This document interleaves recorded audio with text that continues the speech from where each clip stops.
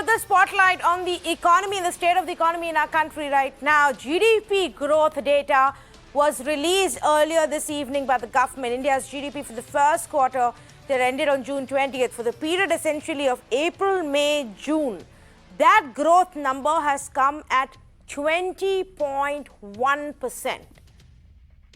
We've never seen this kind of a number since the mid-90s, maybe. Since the time, actually, we started looking at this data in our country. The highest that we would have seen would be 8%, 8.5%. We've spoken about a little bit more, but 20.1%, and you will see this number being splashed all around you. What does it really mean? That's the basic question. You will also see a lot of people cautioning you that this is on a low base effect. What does that mean? This essentially means that, remember, in the April to June period in 2020, that's last year, we had been badly hit by the pandemic and the lockdown. The lockdown essentially meant that for at least 2 straight months, absolutely no economic activity took place in our country. And then gradually we began to open up. So at that time, our GDP had actually contracted by 24%.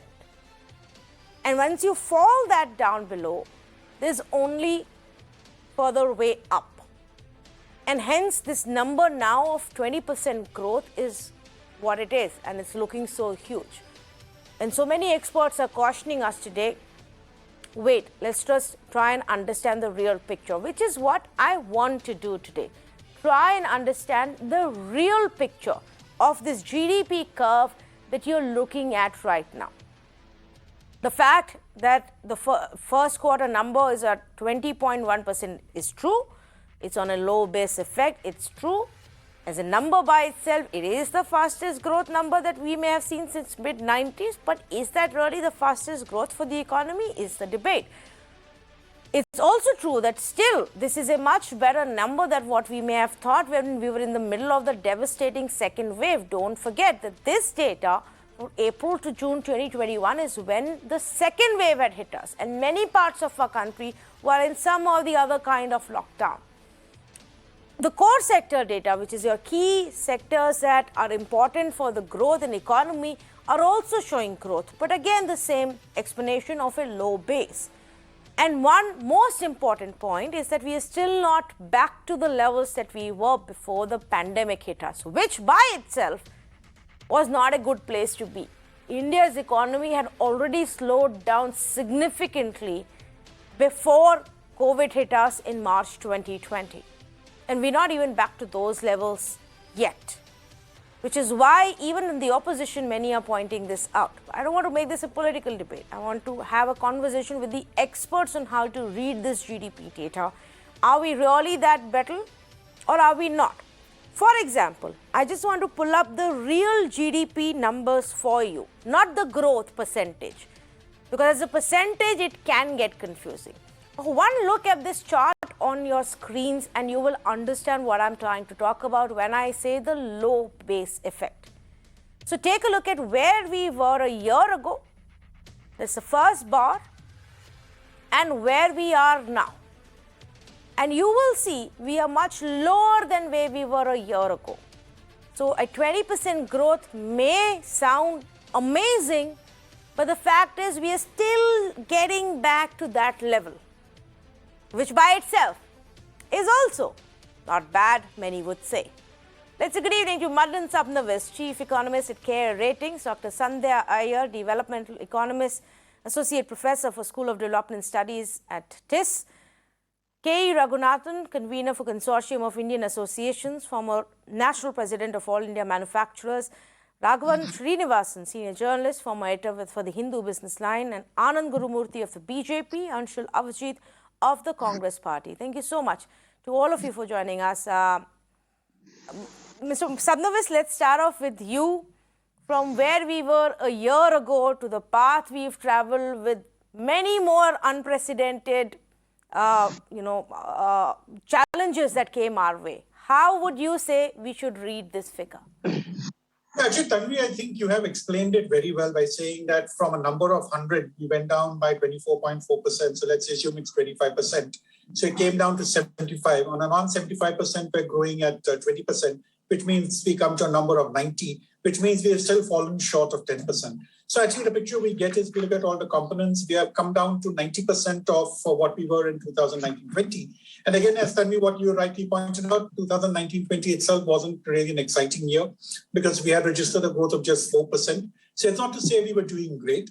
But again, I would say that the fact that we have recovered from the levels of 2021, that is a positive sign because we had a second round of infections. And we all know that the second wave was a kind of a crisis-like situation in terms of personal health. More people got affected, there were more infections, more deaths which took place. But the economy also had a different kind of a lockdown. It was more of a regional level. So the fact that we have actually come to 90% of the level of 2020 is definitely commendable. But I don't think there's any need for one to rejoice. We are still lower than the 2020 levels. So I think we'll have to take it in that spirit. Now, things are moving in the right direction. But to get into this thing of saying it's a sharp recovery, definitely not. If you're saying it's a gradual recovery, yes, probably it is. And I think if we look at the next 3 quarters too, we will be seeing declining numbers. So we should not be jumping to the conclusion that the economy is slipping. It's just because the negative base effect was less severe, less stark in Q2, Q3 of last year. So we will therefore be seeing more moderate growth numbers. So on the whole, from the point of view of care ratings, we have revised our overall GDP growth for this year. We earlier had 8.82%. Now, with this uptick happening, we're looking at something like 9 to 9.1%. Not very significantly higher, but definitely better than what we had projected earlier. Yes, in fact, the point that you just made about revising the growth projections. So, if we look at several institutes, they had projected a certain growth data after the disaster in the last summer and the successive months. That was revised in a further downward direction after the second wave hit us. And now we are looking at a different figure based on today's data. So, Dr. Sandhya, again, where do we stand? Many could say, well, it's better than 15%. Others could argue it could have also been 25%. Is there something in the fine print that catches your eye? Yeah, thanks a lot. Of course, there's a lot written below the numbers that have been just shared, which are the sectors which are really doing well and which is supporting this recovery. If you ask basic questions,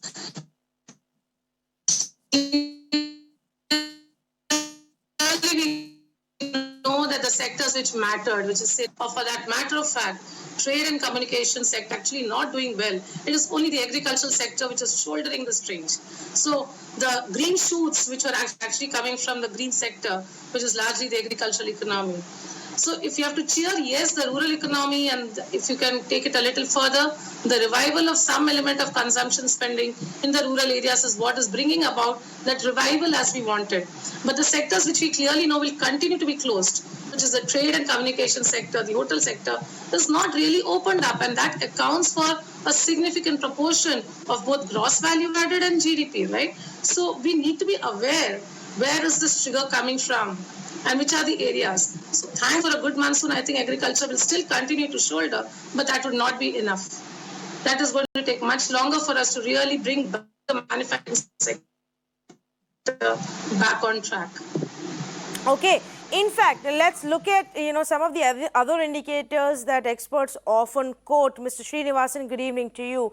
Whether it's some of the core sectors where growth is now visible, usage of electricity or mobility indicators which are present, those are often cited to say, look, there is significant recovery which is coming in. Mr. Srinivasan, is that something that we should find solace in? Yes, I think there is some room for cautious hope, I would say. But as Madan and Dr. Sandhya pointed out already, this is not, we are by no means out of the woods. One of the points to be remembered is that the second wave was very devastating in terms of the toll it took of human lives and the number of infections. But it was actually a very short, sharp wave.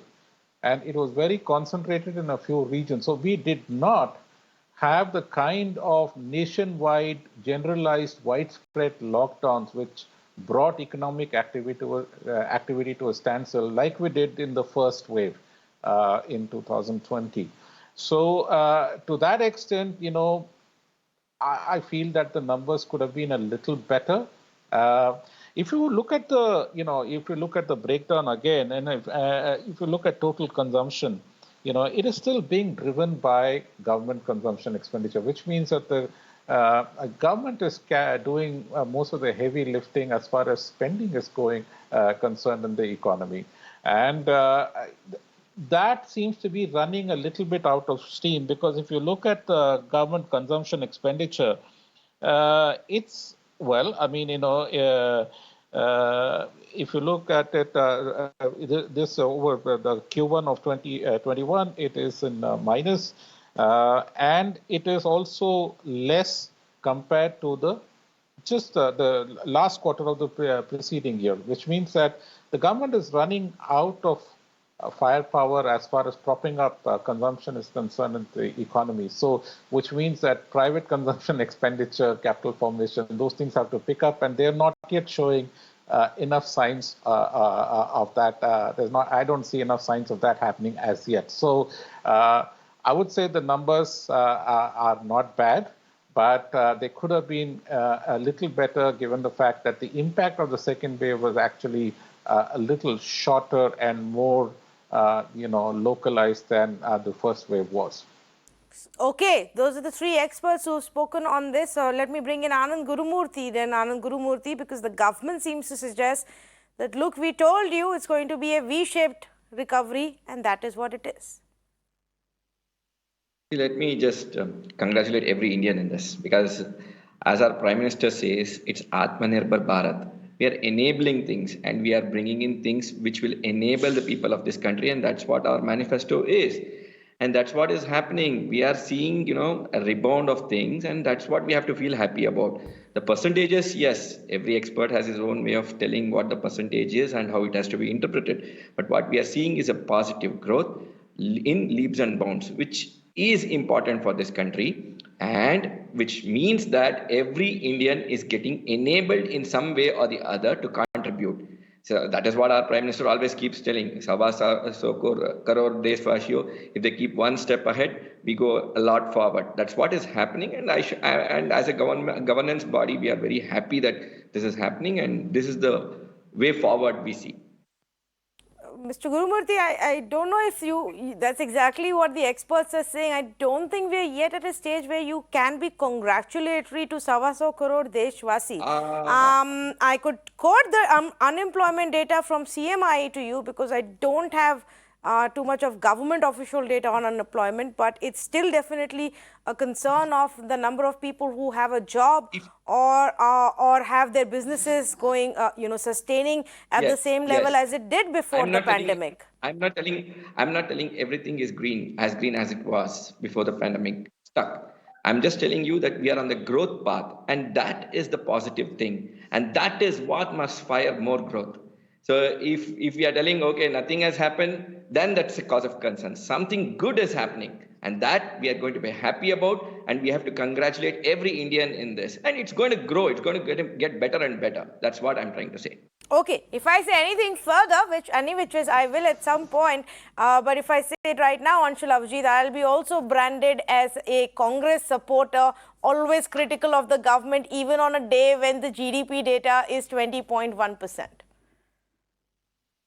Leave it to me, Tanvi. I mean, first of all, that Atmanirbhar Bogi, I mean, I just don't want to hear any more of that. Let's just stick to what happened today. I mean, there is absolutely nothing to be euphoric about. And as been pointed out, first of all, there's a low base effect. And secondly, we're still 10% short, because the way the Q1 figures are calculated, it's comparative to last year. And pre-COVID year of Q1, we're still 10% short of that. Absolutely no reason to be euphoric about this at all.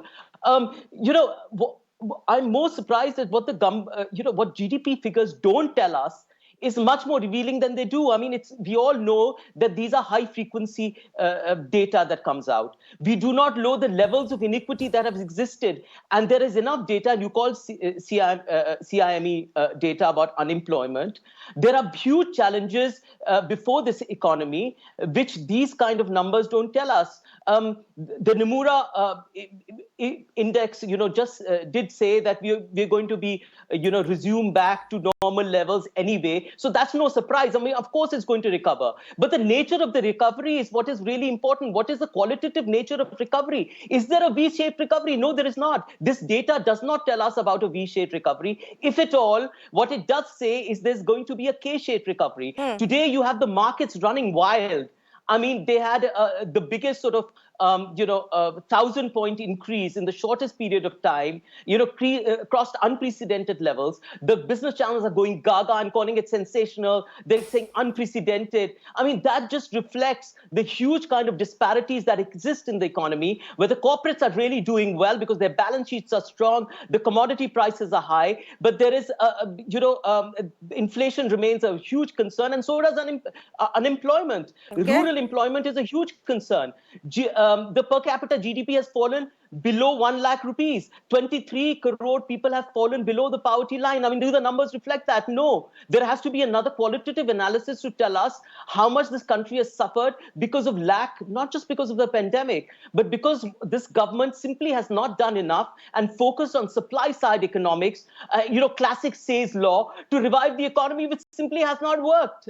I don't think this kind of monetary policy and the RBI completely tinkering with it, the RBI is doing what it can, but the government's policy with regarding the economy has not been enough. Secondly, the point of government expenditure, well, in any Keynesian's theory tells us that you need a lot of government expenditure at a time like this. Has that come about? Absolutely not. Your fiscal stimulus, by the best of estimates, has been less than 2% of your GDP. And just now, I think the latest data has told us that your tax collections have been pretty good. They've been about 2 lakh crores higher than corresponding tax collections. But where is the government expenditure? The government expenditure has only been about 50,000 crores. Okay. More. So, Anshul, I'm going to take that the point. Government expenditure also has not increased. Okay. A point made now by two panelists today about the government not leading from the front by spending enough. Great. Granted, you've got tax collection now at a sustainable level of above 1 lakh crore. But what about the government's role? Mr. Gurumurthy, to you before I go to other panelists. Yes. See, Congress always tells a sad story. Even in the happy moments, they have to tell a very sad story. At least take credit here. When Lal Bahadur Shastri was, having a war situation in this country, we had the Green Revolution. When P.V. Narasimha Rao turned our economy around, there were green shoots. Then when Atal Bihari Vajpayee was also governing, there was a war in our country happening at Kargil. It turned around. We are doing well in Modi's regime. Accept it. How many days will you tell the sad stories? At least be part of the good story when good things are happening. See, you are telling, okay, some things have not happened. They will happen in the future. But what about the good things that we are seeing today? Why is it turning happy? Why are the numbers turning happy if the story is so sad? So drop this sad story thing and start concentrating on, what you can really oppose, not everything. So I would like to say this again and again. The green shoots are up. They're going to grow. And every Indian is getting enabled and involved in this, which is the positive story. Whenever all the Indians got involved, whether it is during Lal Bahadur Shastri's time, P.V. Narasimha Rao's time, Atal Bihari Vajpayee's time, or Modi's regime, the country started growing faster, and because the recovery was at the individual's levels, and then the country recovered. So that is what is happening, and that is the story today. Okay, two things that I now want to emphasize on because it often gets used and debated. Two kinds of phrases rather. First one is the green shoots that Mr. Gurumurthy just mentioned. Let me take that across to Mr. Raghunathan and ask him, Mr. Raghunathan, are there green shoots in various industries and parts of economy right now? How would you define what we're witnessing in terms of this recovery? Tanvi, good evening. On the face of it, this is a very encouraging news. But when you go deeper into it, there are 2-3 things which you need to remember. The April, May, June were under lockdown or more severe impact of the COVID-2, where the expenditures on healthcare became very, very high.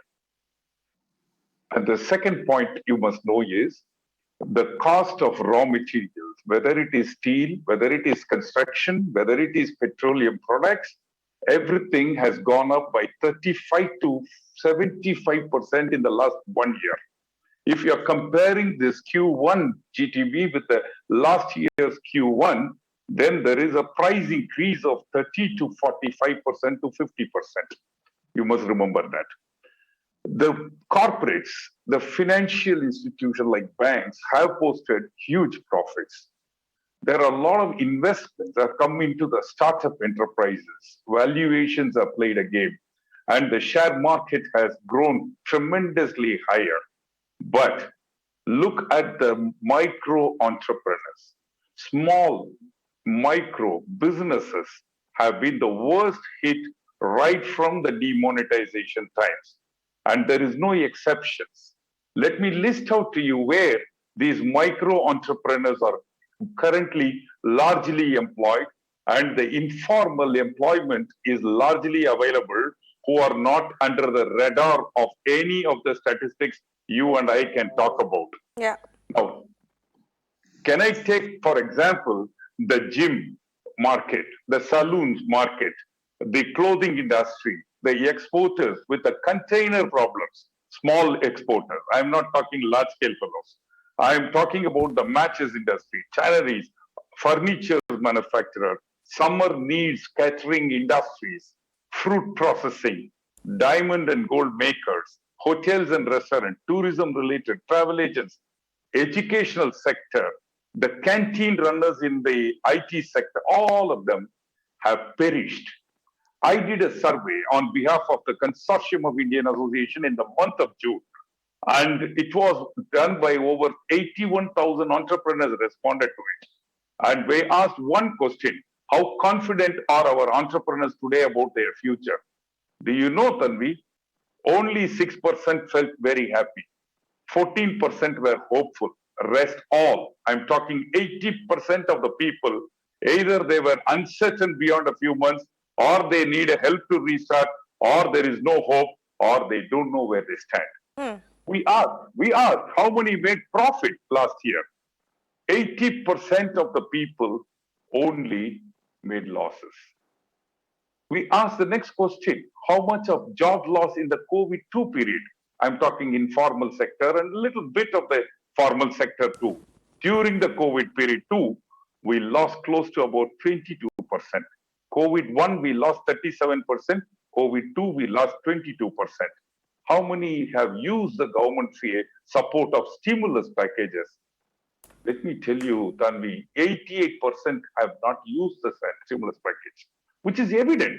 With the ECGLS scheme, which was catering to 50 lakhs MSMEs in this country, as against 12 crore MSMEs today. When I say 12 crore, it includes traders also. Before trader, it was 6.3 crore as per the statistics. With the traders, it is 12 crores of MSMEs. Out of that, 50 lakhs is the beneficiaries. So 12% of them have not availed the stimulus. And we ask the next question: government support feedback. 80% of them feel their government has not done much for them. I'm again talking micro entrepreneurs. Please understand, this is evident from the two factors. The gold loan. You see the auction sale of the gold loan which is happening. Who goes to the gold loan? The small entrepreneurs. The next one is a housing sale. Open any paper today, you see the recovery by selling the properties. House sales are going so dramatically high. Now, we are worried, we are concerned, we would love to be part of this growth pattern of this country, but I feel we are leaving out the small micro entrepreneurs behind. Okay, so that brings us back to the second aspect outside of green shoots that I wanted to address. And Mr. Sabnavez, I would need your help. The debate that's gone on for a while now, which is V-shaped recovery versus K-shaped recovery. Is it a recovery where we dropped drastically but came back at the same speed? Or when we came back, not all of us did only some sectors did, which is what K-shaped is supposed to mean. How do we know the difference, and what are the signs on ground that you are reading? Actually, Tanvi, the way we do it is that when you look at the corporate results for the first quarter, I think we have some very interesting trends. I think just what we have been talking about GDP, or what one would talk of IIP, core sector, I think the same thing is replicated, that we have a negative base, so therefore everything looks nice. You compare with the previous year, it comes down. So in fact, when we looked at the corporate results and did a deep dive analysis of various sectors, what do we realize? We have the exact same picture which comes. The only sectors which have actually continued to do well are the BFSI sectors, IT, drugs and pharmaceuticals, and the FMCG commodities. FMCG also includes food products. The rest of the sectors are actually following the same pattern as what we're seeing in the GDP.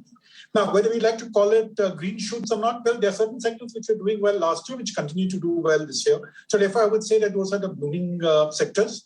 However, when we're talking about other sectors, I think I will go along with what Mr. Raghunathan said, because when we did a size-wise analysis of companies, we get a similar picture. Very large companies are doing very well. They did well last year. They're doing well even this year. But the moment I go into the companies with size of, say, less than 10 crores, I'm not even going to the micro numbers, and 10 crores is also a significant size, we see that the performance is being suboptimal. They haven't yet recovered. Our surveys with the SMEs which we carry out, again, they're not the types which Mr. Raghunathan is talking about. They're more of the smaller, slightly bigger in this SME thing. The same picture comes that lots of them have been affected. They've been buffeted twice, not just once, last year as well as this year.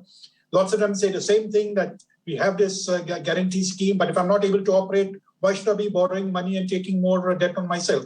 So I think we should not get carried away with the shape of the recovery. I think I would also go along with what the BJP representative is saying, that we need to be happy about what things are right now, because some of us could have been skeptical, saying that things could have been worse. Yes, we are definitely improving. They're happening in certain pockets, which is good. And we're probably on the right track. But again, getting carried away by saying that it's a V-shape and things are going great guns, definitely not. I think you've already flagged the employment number. Because at the end of the day, I think, Tanvi, that to know whether the economy is up, we need to see if jobs are being created or not. Yes. Again, here I can share a bit of information which from some of the leading agencies which look into employment. They have also shown that there definitely lots of companies are thinking of hiring both blue-collar as well as white-collar labor, which means, again, it's a positive sign. So there are lots of good things happening. There are lots of not so good things happening. We need to look at it in a balanced fashion rather than just look at one thing and be too elated, or look at the other part and say, look, nothing is happening. Okay. So I'm sorry, I'm talking like an economist using both the hands. Yes. I may not be able to commit myself, but yes, this is what it seems. Okay, fair enough, including that admission that you made towards the end. But so the point of any of these conversations that we have is, of course, first for our viewers to understand what is the data that we're looking at, what does it really mean. The other is to what do we take away from it, and so what should our policy really be? What should the government's policy really be? Mr. Srinivasan, one thing then we must look at also is what the schemes that the government had announced so far. Even the government knew, as did all experts, that the worst hit probably would be the smaller businesses, the MSMEs, the micro companies, the SMEs, and a series of schemes were announced for them over the last 18 months. But do we know how much of that has actually helped, or does that aspect need a relook? That definitely needs a relook, Tanvi, because what has happened is that the government's bulk of the government stimulus package was through the banking system. And, we have had problems with the banking system actually lending, particularly to MSMEs, the micro, small and medium enterprises, which Mr. Raghunathan mentioned. For a long time, long before COVID itself, this segment was finding it increasingly difficult to access credit. And the RBI left it to the banks to work out the modus operandi of how they will do it. And bankers are by nature cautious. So they put ifs and buts into these schemes, right? So you had to have a good track record. You had to have a clean this thing as of whatever cutoff date and so on. What this resulted in was that a bulk of the so-called stimulus, which was utilized, the credit guarantee and the moratorium and so on, that was used by the larger enterprises. The smaller enterprises couldn't actually access this thing. And they have been very badly hit. I was looking at a survey of about 80,000 MSMEs, and 73% of them said they made a loss. And another 13% said they just broke even, which means neither profit nor loss. And only 14% made a profit. only that 14% would be in a position to repay its loans, and stay in good credit so that the bank can lend further. So I think that's one problem there. The second side is on employment. The biggest impact again has been on this MSME sector, and which accounts for the bulk of the informal sector employment in our country. They've been very badly hit, and the 2 years of 2 waves of the pandemic have really sort of disrupted that market very badly, and that can be seen in how quickly Manrega funds have been used up in the rural areas. In fact, Tamil Nadu only last week, I think the Tamil Nadu government announced a 100 crore urban employment guarantee scheme on the lines of Manrega, because in a highly urbanized state like Tamil Nadu, the impact was felt as acutely in the urban areas as in the rural areas. So I think what the government needs to do first and foremost, I think, is to, one is to go, as I pointed out earlier, is to spend a little bit more. I think that it has turned cautious on spending a little too early. So it still needs to lead the way as far as consumption expenditure goes. The second is to ensure that the kind of support that they're talking about for the MSME sector actually reaches them, which means that work with the Reserve Bank and the banking sector to see how you could work this scheme so that MSMEs actually benefit from it. And the third would be to look at supporting jobs both in rural areas and increasingly importantly in urban areas, which are the growth engines of the growth centers of the economy. So I think these are the 2 or 3 areas that the government can quickly look at, instead of resting on laurels of say 20% growth in a quarter. I think there is a big task ahead to be done, left to be done, and it is the government which has to lead the way on this. Okay, but repeatedly, Mr. Anand Gurumurthy, the government has been advised this by many economists, but and experts and senior journalists. But the response has been that that's not our policy. Is there going to be any change in that view, that we are simply just going to be enablers? We are going to come up with schemes for for easy financing, but we're not going to do any more than that in terms of directly handing it to you. That is going to be our policy in the future also, because we have been very clear in our manifestos, and we have been very clearly saying that at all government levels and even at the party level, that we will be the enablers, we will be the platform. Government of India and the governments all around will be the platform and the enablers. And coming to some of the sectors which are facing issues, they have been offered loans and other things, but still some sectors are falling apart because of this, like for example the tourism sector and the hotel sector. Though the hotel sector, the seating arrangements are still not getting occupied to the full. The parcel system is still working for them through some apps and other things, but still the tourism sector is one of the worst hit, and the transportation sector, even government owned transportation systems are falling apart. So these things are something the government understands, and they're trying to push whatever they can to enable the entrepreneur at his personal level, because those cannot be measured, like who is going to what kind of a loss for what reasons cannot be very easily measured at an individual level. So the government cannot hand over things and say, okay, we have done our part. It will be the individual entrepreneur's way of handling it. But the data suggests, Mr. Gurumurthy, that entrepreneurs and smaller businesses aren't really utilizing or benefiting from the schemes that you've announced. I'm sorry? The data suggests, whatever little we have, and basis what the experts are saying, that the entrepreneurs and the smaller businesses aren't really benefiting or even utilizing the schemes that government has announced. See, basically, till the demand picks up, all these sectors are in this mode, and it has been the same around the world. So government has done its part, but still it's not picking up, and it is because of the pandemic. It will take some more time, but till then we have to figure out a way, because we are in this part of the business, we have to figure out a way, and that's what it is. Okay, even if government pumps in more money or government does more in that sector, there is no guarantee that this will, happen before the pandemic goes down. So and government on its part has taken up the vaccination program in a very big way. Okay. And that is one of the reasons. The reason why we are doing that is because we want to bring it back on track, and the enablers who are working towards it are benefited from it. So government is doing its part in the health sector to ensure that this goes down as soon as possible, the pandemic goes down as soon as possible, and we are back on track. Okay, and that's so let me take what you're indirect saying. way of government doing things. Okay, I'll pick up this point and take it across to Dr. Sandhya Iyer. Anshul, I'll come to you next. Dr. Iyer, one could argue the way the BJP spokesperson is saying that, look, we've still managed to reach this level with the schemes that we announced. Perhaps, our own economy has that kind of resilience. We have those kind of strong fundamentals that we've gotten back to these levels by ourselves. And from here on, once the vaccination coverage is beyond 80%, things become a little bit more normal. Things will begin to pick up pace. So why is it that there is so much pressure on announcing more schemes or giving out more doles, or even the government spending more money and breaking further barriers of fiscal deficit? Yeah, in fact, this is not a very difficult answer.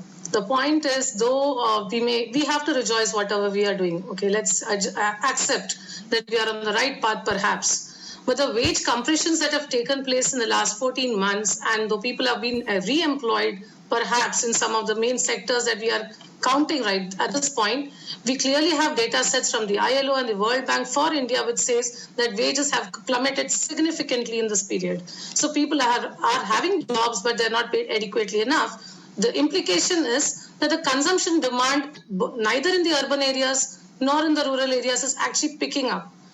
Answer is straight for this. Can we talk about rewiring the economy with seriously pumping in resources in the hands of the urban, middle class and urban poor? If I'm not wrong, World Bank has estimated that the urban poor proportions have gone up significantly by 15 basis points in this period in India alone.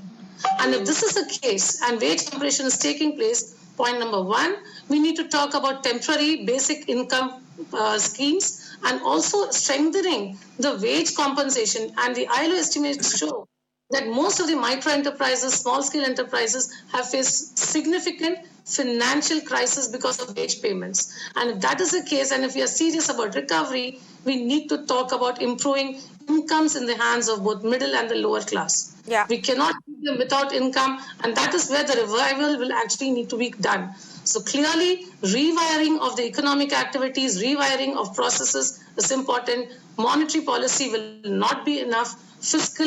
Fiscal policies and taking the risk of increased fiscal deficit in the short run is not going to impact us badly.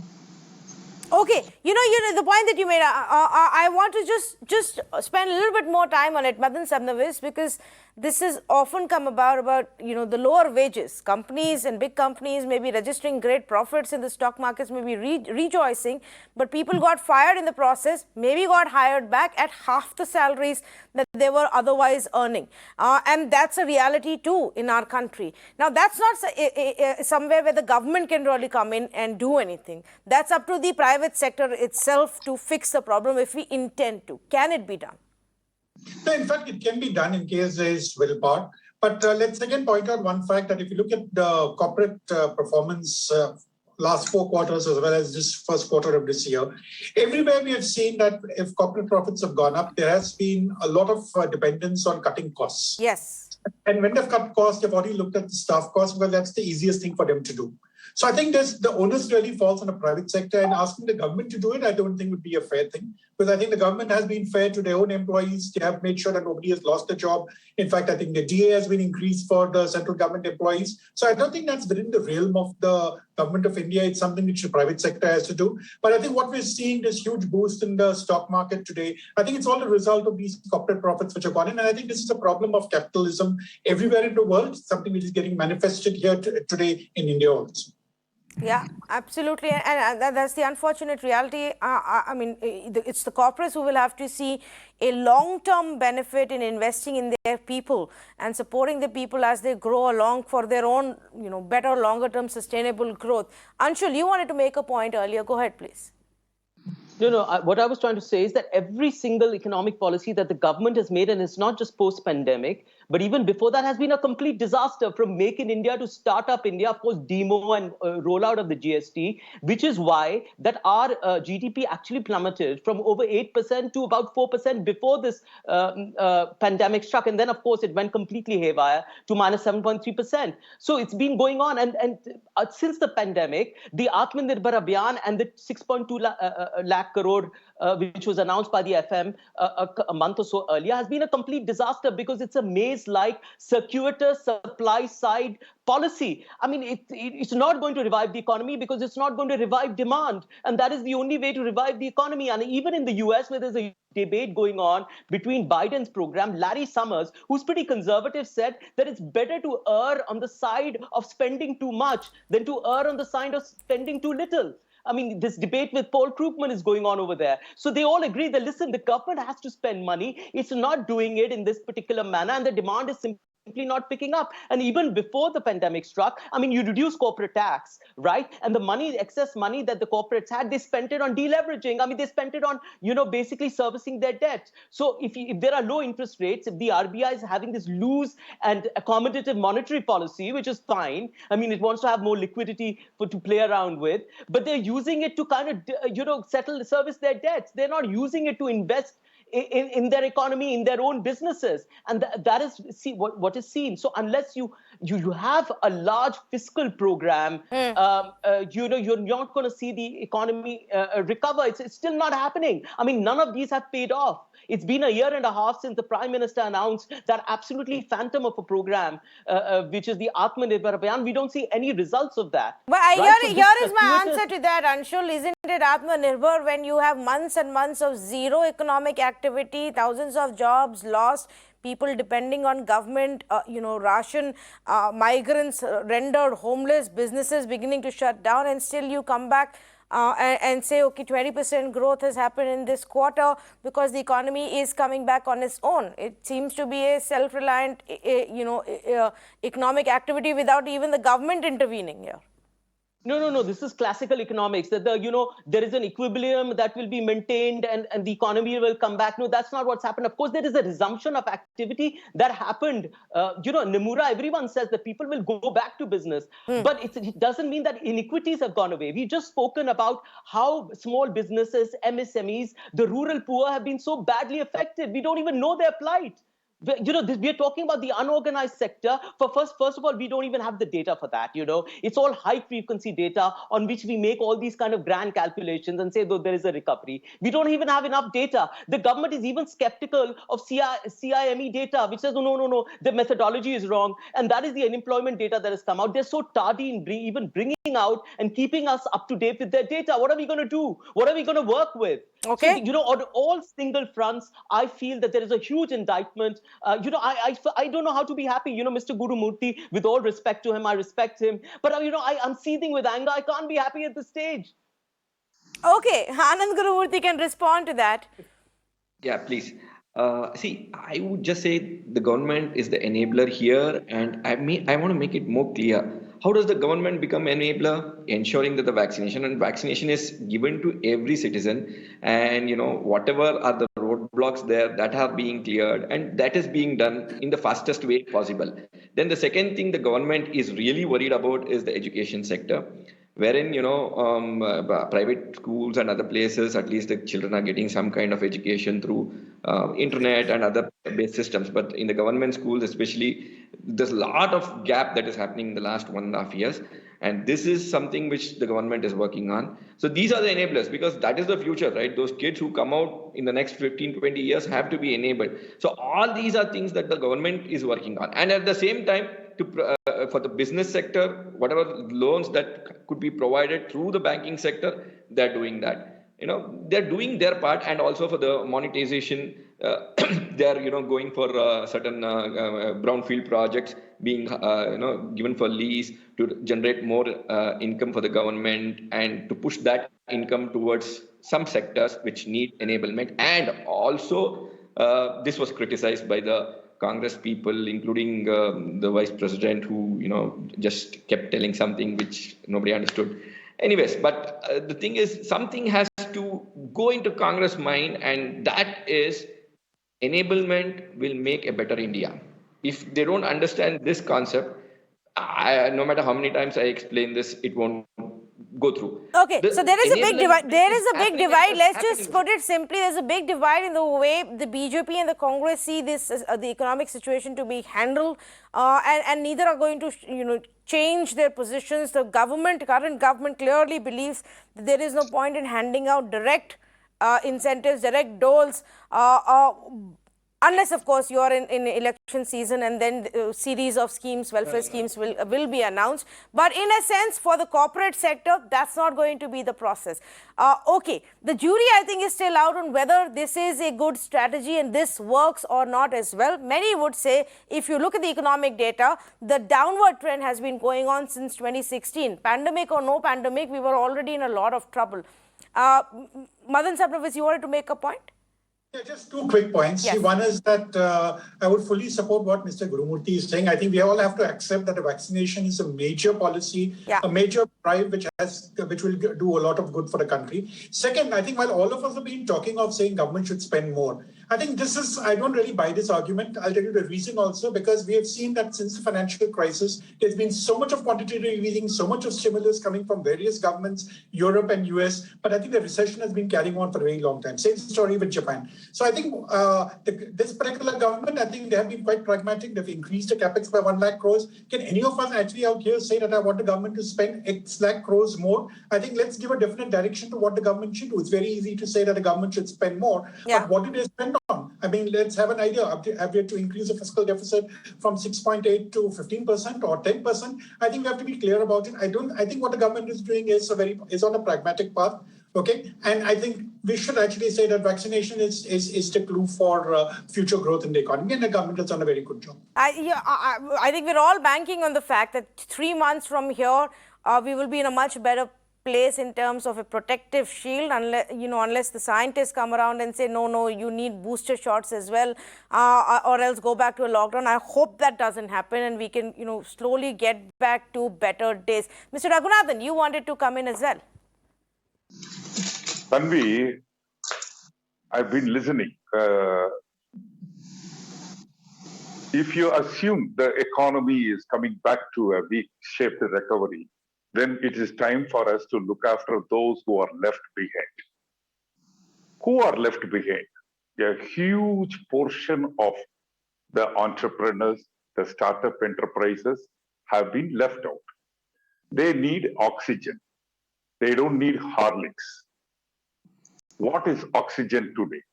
Oxygen today for them is classify them into some who don't want to continue their journey as an entrepreneur, then give them an honorable exit.